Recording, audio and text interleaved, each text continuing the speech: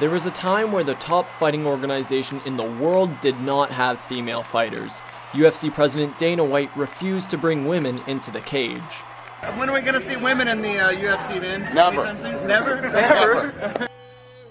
White eventually changed his mind when Ronda Rousey began to develop as an MMA fighter.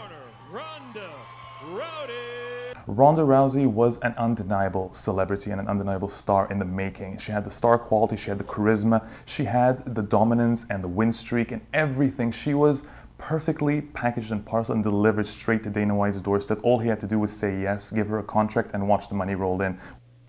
It didn't take long for Rousey to make a huge impact in the UFC. She is finishing fights anywhere between 14 seconds and 30-something seconds. Sometimes the fights go a couple of minutes. That is a lot of money per second that she's earning right there. Yeah, I'm the highest paid fighter in the UFC. Good for you. Because you'll kick their ass if they don't pay you.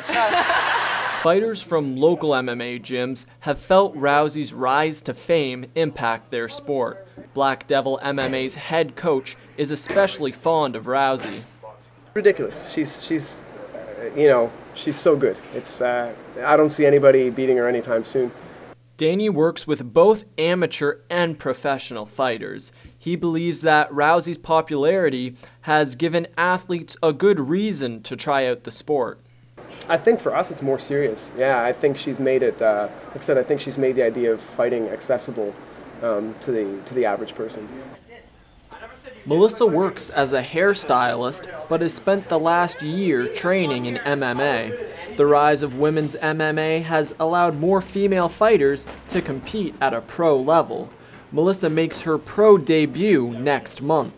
She sees Rousey as a great role model for fighters.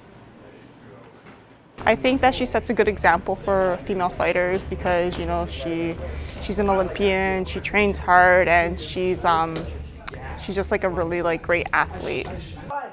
5, 4, 3, 2, 1. It is becoming more common to see women and men training together at gyms to prepare for a fight. At Black Devil MMA, fighters are told to leave their egos at the door. This has provided the female fighters with a positive atmosphere and to be treated as equals.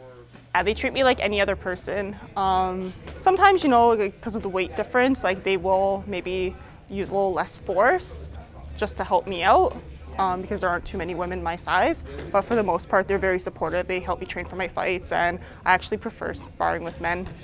Although some gyms have introduced a positive atmosphere for women, some pro fighters are still reluctant to welcome them.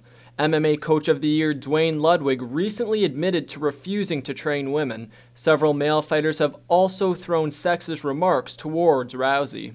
When you think of mixed martial arts as a sport that's primarily dominated by violent men, inflicting violence upon each other, and then you see a dominant athlete that is not a man, but instead a beautiful female in Ronda Rousey, it triggers different emotions in different people. Some MMA fans are attracted to Rousey's aggressiveness inside and outside of the cage. She seemed really introverted, but she was super confident. I like checking out the looks on the fighters' faces when they're walking into the octagon or when they're standing there, and she just had that look of determination, like she was genuinely focused and it wasn't fake. Others see her as an inspiration, defying the odds to become a star. Like, it doesn't matter what other people expect or the status quo. Like, you can, you know, bypass all that and do what you want.